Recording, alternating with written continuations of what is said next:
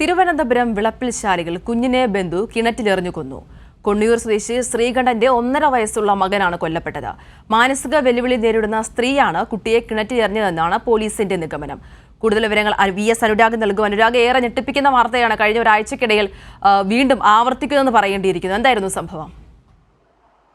ശ്രീകണ്ഠൻ സിന്ധു ദമ്പതികളുടെ മകൻ അനന്തനാണ് കൊല്ലപ്പെട്ടത്. സംഭവത്തിൽ കുഞ്ഞിന്റെ മാതൃ സഹോദരി മഞ്ജുവിനെ വിളപ്പിൽശാല പോലീസ് അറസ്റ്റ് ചെയ്തിട്ടുണ്ട്. ഇന്ന് രാവിലെ കാട്ടാക്കട കൊണ്ണിയൂർ സൈമൺ റോഡിലാണ് ഈ സംഭവം നടന്നത്.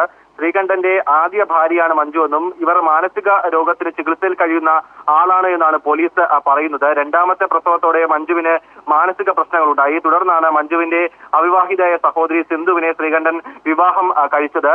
എന്തായാലും നേരത്തെയും ഇത്തരത്തിൽ കുഞ്ഞിനെ അപായപ്പെടുത്താൻ ഇവർ ശ്രമം നടത്തിയിട്ടുണ്ട് എന്നാണ് ലഭിക്കുന്ന വിവരം. അതിന് പിന്നാലെയാണ് ഇപ്പോൾ വീണ്ടും ഇത്തരത്തിൽ കിണറ്റിൽ എറിയുകയും കുഞ്ഞിന്റെ മരണം സംഭവിക്കുകയും ചെയ്തിട്ടുള്ളത്. വിശദാംശങ്ങൾ നൽകിയത്.